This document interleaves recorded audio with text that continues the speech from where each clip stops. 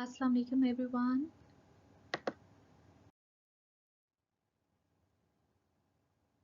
Today we will cover lecture number 2 of object oriented programming.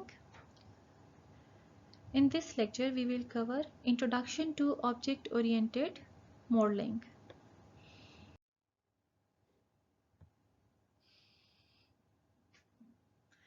अच्छा, previous lecture में हमने क्या देखा?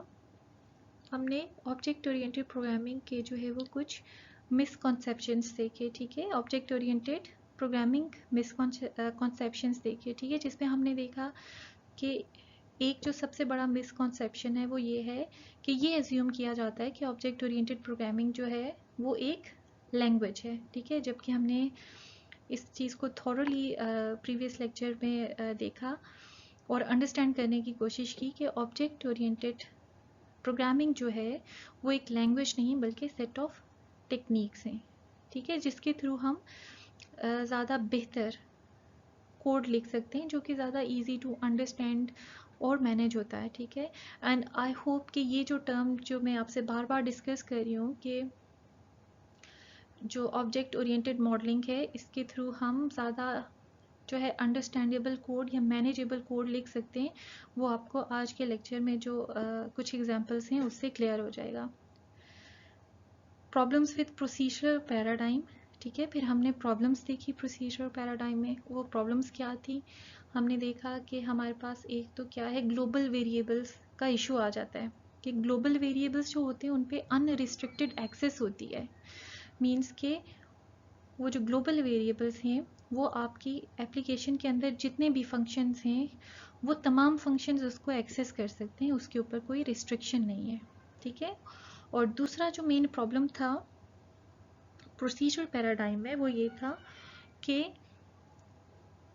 प्रोसीजरल पैराडाइम के थ्रू जो हम एप्लीकेशन बनाते हैं वो एप्लीकेशन बहुत कॉम्प्लेक्स हो जाती है, ठीक है, और वो इजी टू अंडरस्टैंड नहीं होती है, क्योंकि वो जो एप्लीकेशन होती है उस एप्लीकेशन का जो कोड जिस वे में लिखा गया होता है और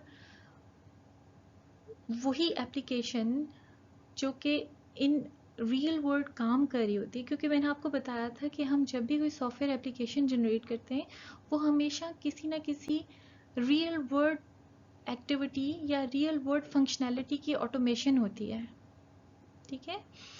तो वो जो रियल वर्ल्ड में जिस तरह से काम हो रहा होता है और जो काम हम जिस तरह से उसका प्रोग्राम हम प्रोसीजर पैराडाइम में बना रहे होते हैं उसमें बहुत ज़्यादा फ़र्क होता है, इसलिए वो इजी टू अंडरस्टैंडेबल नहीं होता, ठीक है। एनीवेज इसको आज हम एग्जांपल के साथ देखेंगे तो आपको ये क्लियर हो जाएंगे, ठीक है। आज के लेक्चर में हम देखेंगे introduction to object oriented modelling, फिर हम देखेंगे कि एक मॉडल एग्जैक्टली क्या होता है, ठीक है, और फिर हम देखेंगे कि ऑब्जेक्ट ओरिएंटेशन के क्या एडवांटेजेस हैं और ये किस तरह बेहतर है प्रोसीजरल पैराडाइम से।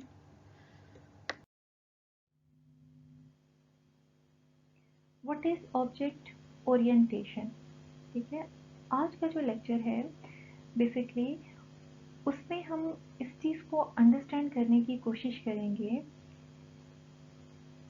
और उस पॉइंट को हम जो है वो विद एग्जांपल समझने की कोशिश करेंगे, जिसको हमने अपने प्रीवियस लेक्चर में बार बार रिपीट किया था, और वो ये पॉइंट था कि जो ऑब्जेक्ट ओरिएंटेड मॉडल है वो फॉर सुपीरियर है प्रोसीजरल पैराडाइम से, ठीक है। Now why it is better? In today's lecture, we will see with example why it is better, why object-oriented model is more manageable and understandable, ठीक है। वो समझने में ज़्यादा आसान है, वो बनाने में ज़्यादा आसान है, ठीक है। वो कैसे है उसको हम आज एग्जाम्पल के साथ देखेंगे, ठीक है। अब जब भी हमने कोई किसी प्रॉब्लम का ऑब्जेक्ट ओरिएंटेड सॉल्यूशन जनरेट करना है तो उसमें जो सबसे पहला स्टेप होता है वो है ऑब्जेक्ट ओरिएंटेशन, ठीक है। और ऑब्जेक्ट ओरिएंटेशन क्या है? It is a technique for system modelling as a start, ठीक है। ये बेसिकली जो आप आपका जो डिफरेंट फेजेस हैं जो आपके इन्वॉल्व होंगे, आपका जो भी आप सॉफ्टवेयर बनाने जा रहे हैं, ठीक है, उसका ये स्टार्ट होगा, ठीक है। और ये क्या है, ये मॉडलिंग क्या है, ये आपका सबसे इनिशियल फेज होता है जिसमें आप अपने प्रॉब्लम को एनालाइज करते हो और आप एक उसका जर्नल सा मॉडल बनाते हो, ठीक है।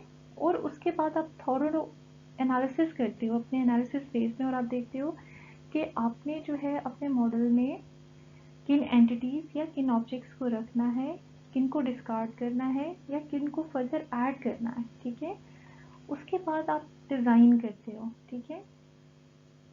अब ये जो फेज़ है आपका डिज़ाइन का, इसमें फाइनली आप जो है वो आपके जो ऑब्जेक्ट ओरिएंटेड प्रोग्रामिंग जो है उसकी जितनी भी कैरेक्टरिस्टिक्स हैं आप उनको अपने जो मॉडल के अंदर इनकैपोरेट करते हो, ठीक है, जिसमें इनहेरिटेंस आ जाता है या पॉलीमॉर्फिज्म है और बहुत से कॉन्सेप्ट्स हैं, एग्रीगेशन है, कंपोजिशन है, जो हम आगे चल के पढ़ेंगे, ठीक है। लेकिन एनीवेज वो चीज़ें फिर यहाँ पे आके इस लेवल पे आप जो है इनकैपोरेट करते हो, और उसके बाद जो आपका डिज़ाइन होता है, ठीक है, उसको आप फिर ट्रांसलेट करते हो कोड के अंदर, ठीक है।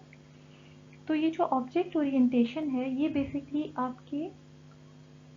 आपका स्टार्ट होता है, ठीक है, आपका ये इनिशियल फेज़ है जिसमें आप जो है एक ब्रॉडर लेवल पे अपनी प्रॉब्लम को देख रहे होते हो और आप उसमें से ऑब्जेक्ट्स जो हैं उनको आइडेंटिफाई कर रहे होते हो, ठीक है। अभी हम इसको आगे चल के विद एग्जांपल देखेंगे कि हम किस तरह से एक जो है एक हम सिनेरियो देखेंगे, एक हम रियल वर्ल्ड जो है वो सिचुएशन देखेंगे और फिर उसमें से हम जो है वो अपनी ऑब्जेक्ट्स को एक्सट्रैक्ट करेंगे, ठीक है।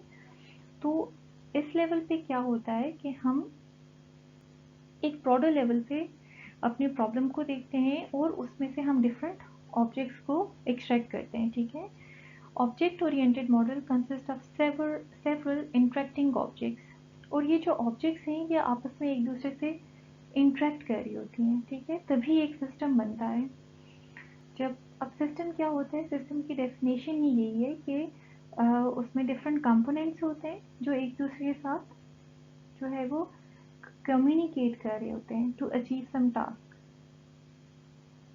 तो इसी तरह क्या होता है कि जो आपका सॉफ्टवेयर सिस्टम होता है उसमें भी क्या होता है कि आपके डिफरेंट जो है वो कंपोनेंट्स आपस में जो है वो कम्युनिकेट करते हैं, ठीक है, और फिर फाइनली वो कोई टास्क अचीव कर रहे होते हैं। और जब हम ऑब्जेक्ट ओरिएंटेड मॉडल की बात करते हैं तो वो कंपोनेंट्स क्या होते हैं, वो आपकी ऑब्जेक्ट्स होती हैं,